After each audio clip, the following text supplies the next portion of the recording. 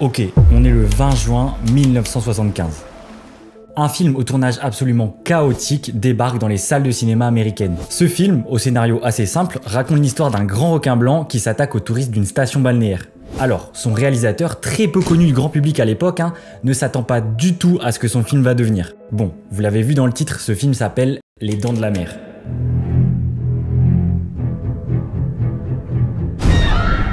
C'est devenu l'un des films les plus cultes de l'histoire du cinéma, avec sûrement le thème musical le plus reconnaissable au monde, et qui a fait littéralement exploser l'un des plus grands réalisateurs de tous les temps. Le film a eu un impact culturel sans précédent, que ce soit sur le cinéma, mais aussi sur les requins. Et malheureusement, le scénario des Dents de la Mer, c'est pas seulement du cinéma.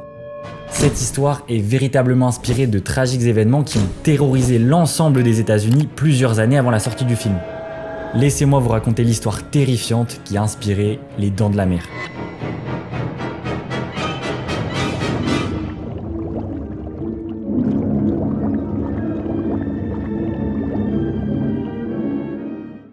On fait un bond dans le passé, jusqu'au 1er juillet 1916.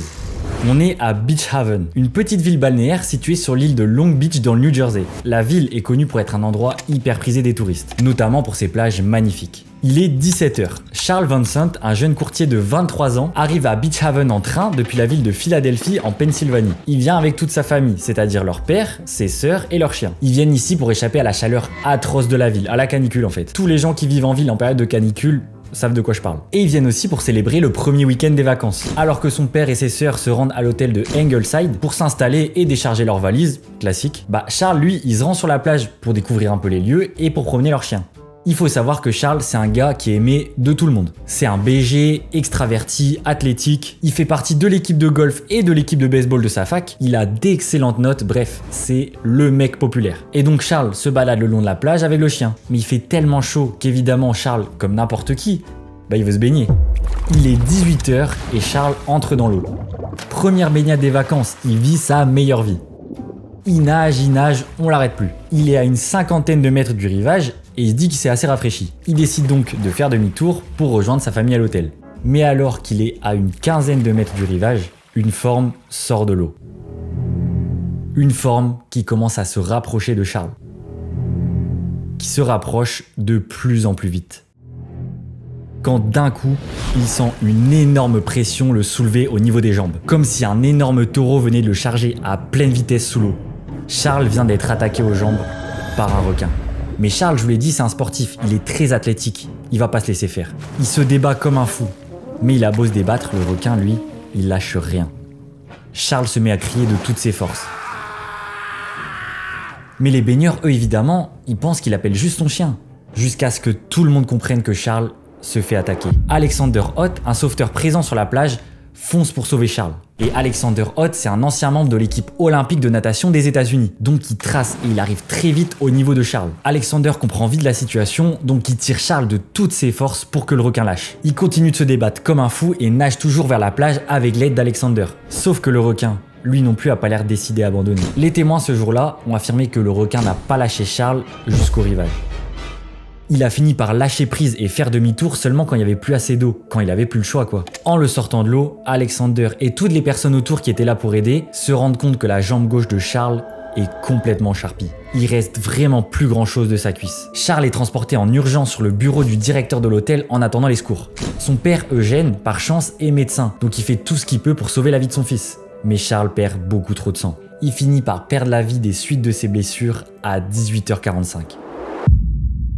Alors, il faut se remettre dans le contexte de l'époque. Les requins sont des animaux vraiment méconnus. Mais quand je dis méconnus, c'est vraiment qu'à ce moment-là, on sait rien de rien sur eux. Ils n'ont pas de réputation particulière, juste que c'est des êtres un peu terrifiants qui vivent dans l'eau, mais on s'y intéresse pas du tout comme aujourd'hui. L'attaque ne fait donc pas la une de l'actu. L'affaire n'apparaît que vite fait à la page 18 du New York Times, bien caché. Dites-vous que le mot requin n'est même pas mentionné. Ça parle d'un poisson.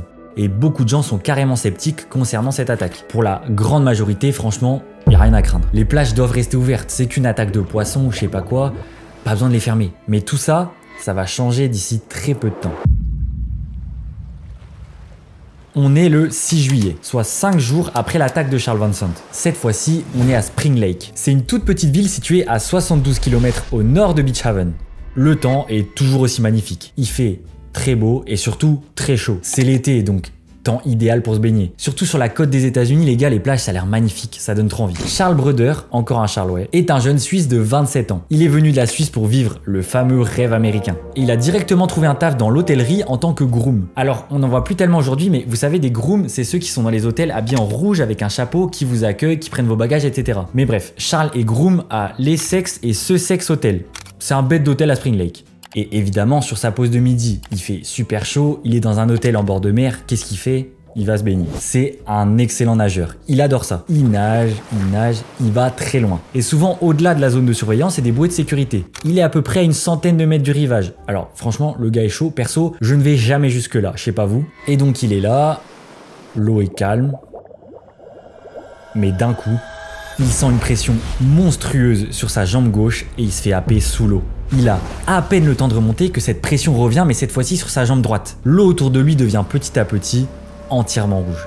Tellement rouge qu'il y a une femme présente sur la plage qui prévient les surveillants en disant qu'il y a un canoë rouge qui s'est retourné au loin et qui flotte à la surface. Chris Anderson et George White, les deux surveillants présents sur la plage, foncent vers le bateau de sauvetage et rament vers cette fameuse zone rouge. Et au fur et à mesure qu'ils se rapprochent, ils commencent à entendre des cris et ils comprennent.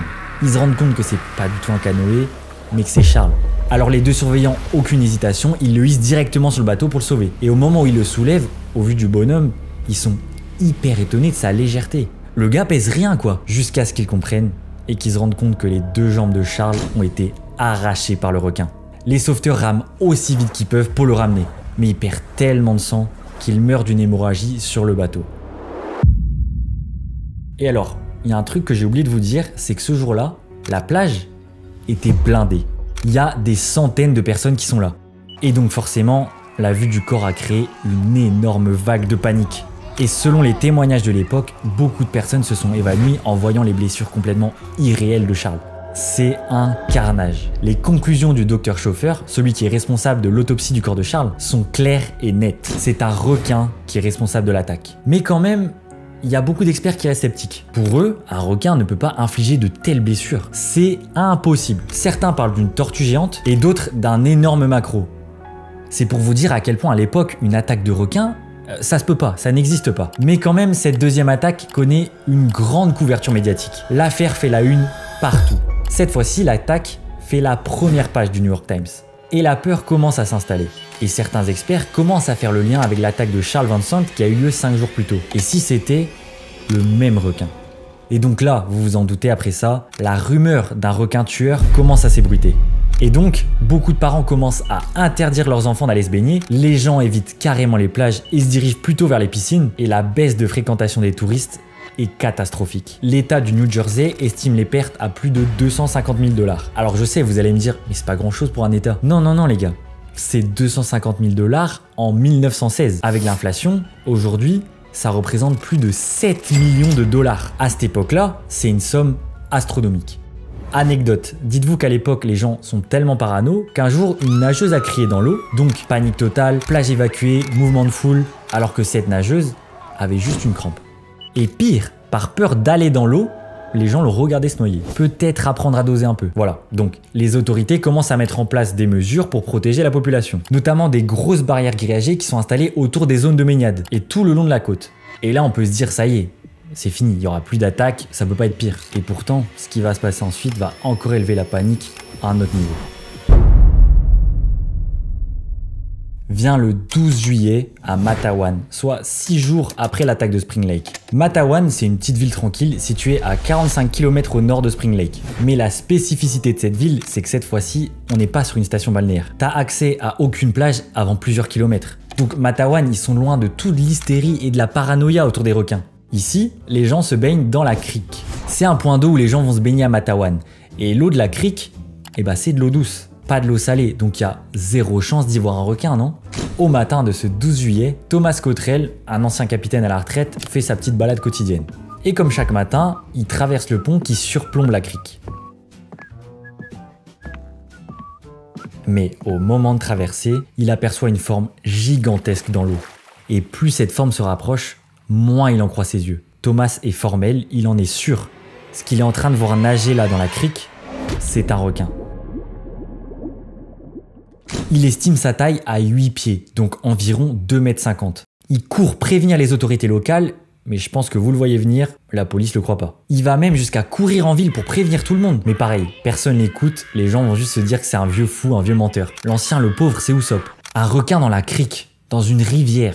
C'est pas possible, non? Pendant ce temps-là, alors que la journée devient de plus en plus chaude, Lester Stewell, un petit apprenti de 11 ans qui bosse à l'usine et ses 4 potes se dirigent vers la crique pour se baigner. Comme tous les jours, c'est leur petit rituel. Bah ouais les gars, pas de PS5 à l'époque, c'est comme ça qu'on s'occupait. Bref, il est 14h et les 5 potes entrent dans l'eau. L'eau est assez boueuse, pour ne pas dire qu'elle est vraiment dégueulasse, hein, mais elle est fraîche, donc ça fait du bien. Et les 5 potes ont l'habitude. Ils restent jamais très loin de toute façon, ils restent souvent près du bord et ils vont jamais là où ils ont pas pied. Lester va dans l'eau en premier. Ses amis le suivent, mais lui, il va un peu plus loin, à quelques mètres du rivage. Et ça reste des petits, donc ils veulent s'impressionner entre eux, donc Lester il crie à ses potes « Eh regardez les gars comment je flotte, regardez-moi flotter !» Mais au moment où ses amis se retournent vers lui pour le regarder, ils aperçoivent une forme gigantesque foncer vers lui. Lester pousse un cri strident avant de se faire happer au fond de l'eau sous le regard terrorisé de ses 4 potes. Ses amis, en panique totale, se mettent à courir vers la ville en criant « Requin, requin, un requin a eu Lester !» Et là, tous les gens de Matawan foncent vers la crique pour sauver le petit. Une foule commence à s'amasser autour de la crique. Et là, un groupe de jeunes hommes commence à marcher avec prudence dans les eaux peu profondes, en espérant trouver le petit.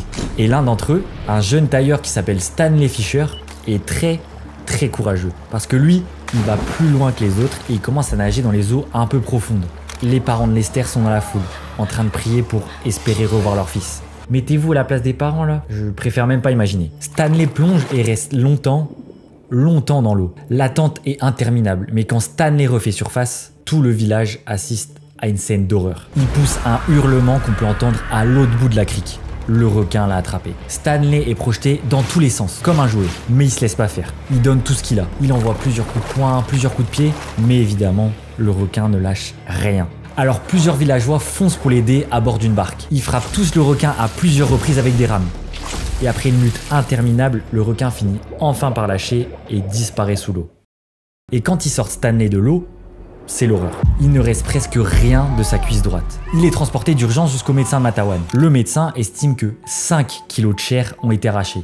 Stanley perd beaucoup trop de sang et meurt environ 2 heures après l'attaque. Et ce qui restait du corps de Lester a été découvert 2 jours plus tard, échoué près d'un pont ferroviaire.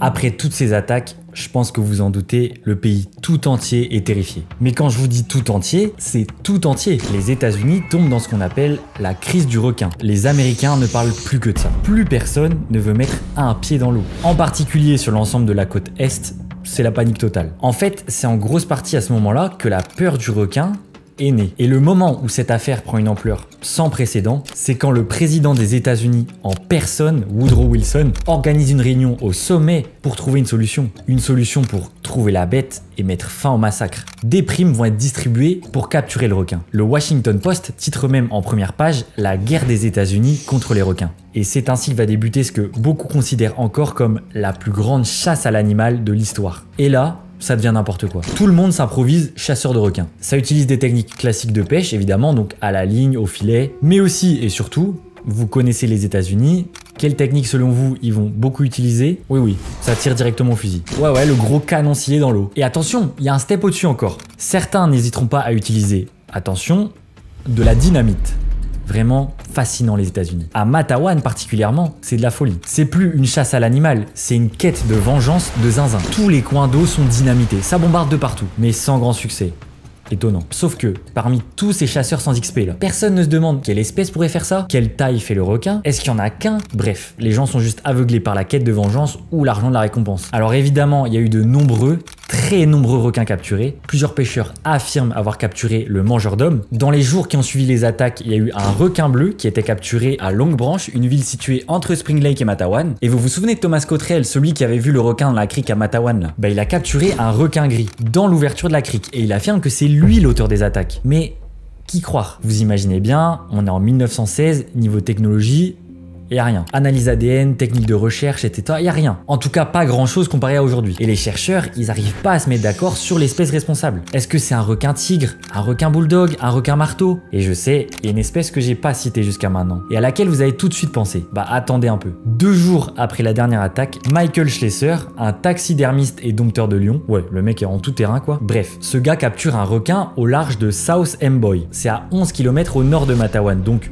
la zone correspond carrément. Et ce requin, c'est pas un petit requin, on est sur un gros spécimen. Un requin qui mesure près de 2,60 m pour 150 kg. Alors je vous l'ai dit, Michael Schlesser, il est taxidermiste. Pour ceux qui savent pas, un taxidermiste, c'est quelqu'un qui empaille les animaux morts. Donc pour s'assurer qu'il s'agit bien du bon requin, il va utiliser ses compétences en ouvrant la bête. Et quand il ouvre la créature, il fait une découverte terrifiante. Dans son estomac, il y a près de 7 kg de chair et d'os. Les scientifiques en charge de l'affaire se rendent sur place et identifient très vite la race du requin. C'est un grand requin blanc, aussi appelé Carcharodon carcharias. Le grand blanc, c'est le roi des requins, c'est l'empereur des océans. Il est au sommet de la chaîne alimentaire avec l'orque. Il peut atteindre plus de 6 mètres de long et peser plus de 2 tonnes. C'est littéralement l'un des êtres les plus terrifiants et à la fois fascinants de cette planète. Mais bref, les scientifiques affirment que les restes retrouvés dans le corps du requin sont bel et bien des restes humains. Suite à cette capture, plus aucune autre attaque n'est signalée le long de la côte du New Jersey. Les chercheurs et les autorités l'affirment, ce requin blanc était bien le mangeur d'hommes du New Jersey.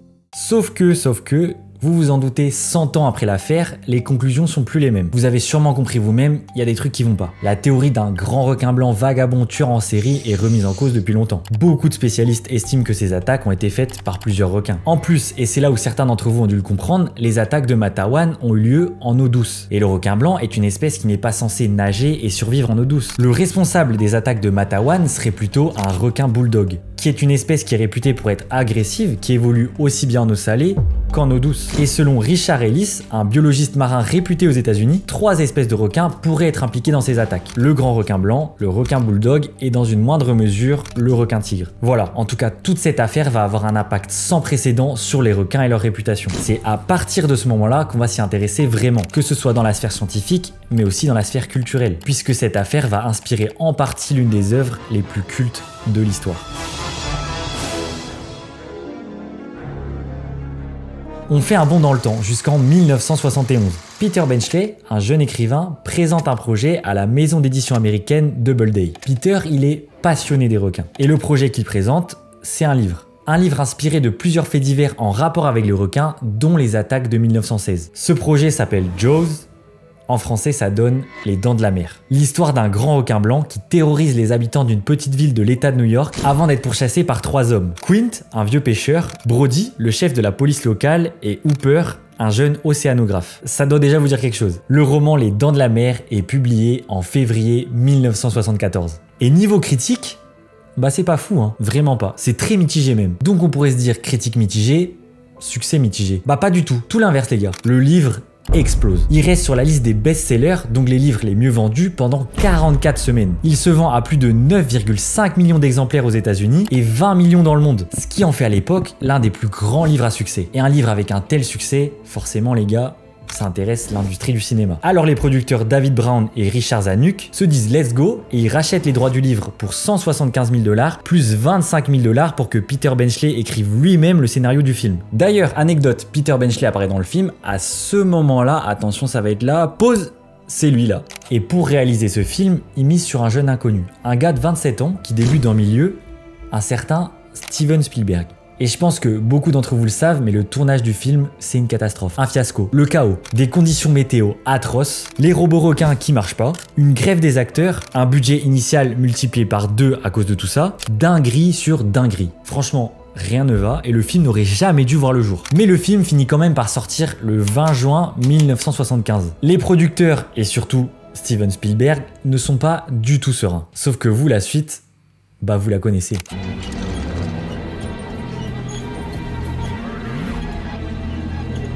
Need a bigger boat.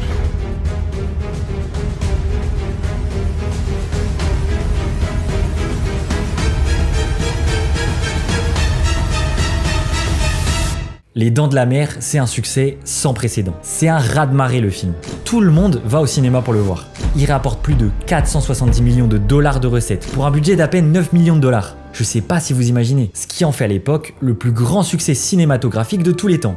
Juste ça. Niveau critique, bah c'est pareil, tout le monde est unanime, c'est un très grand film. Il remporte 3 Oscars, c'est le film qui fera exploser Steven Spielberg, c'est le film qui fera exploser John Williams avec ce fameux thème, c'est le film qui est considéré comme le premier blockbuster de l'histoire. Les Dents de la Mer aura un impact majeur sur toute l'industrie, et encore aujourd'hui. Et c'est comme ça qu'a été créée l'une des œuvres les plus cultes de l'histoire du cinéma.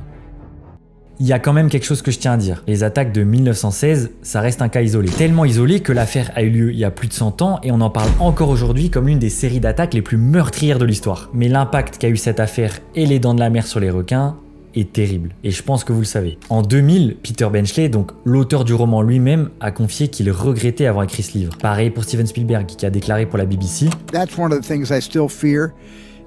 Not to get eaten by a shark, but that sharks are somehow mad at me for the feeding frenzy of crazy sport fishermen that happened after 1975, which I truly and to this day regret. The decimation of the shark population because of the book and the film. I really truly regret that. Alors qu'on parle de l'œuvre qui a changé la vie de ces deux hommes, c'est pour vous dire. Selon la liste rouge des espèces menacées de l'Union internationale pour la conservation de la nature, plus d'un tiers des espèces de requins sont menacées d'extinction. Le requin, c'est un animal qui est à la fois terrifiant, je vous l'accorde, et aussi fascinant qu'il faut préserver. Je vais pas vous l'apprendre, vous le savez, vous l'avez entendu 1000 fois, mais les attaques de requins, c'est extrêmement rare. On compte moins d'une centaine d'attaques par an, dont très peu sont mortelles. Et d'un autre côté, même si toute cette affaire est un cas isolé exceptionnel qui a marqué l'histoire, il faut pas oublier que ces attaques ont coûté la vie de 4 personnes et laissé des familles en deuil. Voilà, j'espère que cette vidéo vous aura plu. N'hésitez pas à lâcher un petit like si c'est le cas, à vous abonner et à activer la cloche pour les prochaines. Et aussi, je voulais sincèrement vous remercier pour vos retours sur ma première vidéo, donc qui concernait le boxeur qui a inspiré le film Rocky. C'est un truc de fou, je m'attendais vraiment pas à ça. Donc sincèrement, merci. Voilà, moi c'est Max, merci de m'avoir écouté.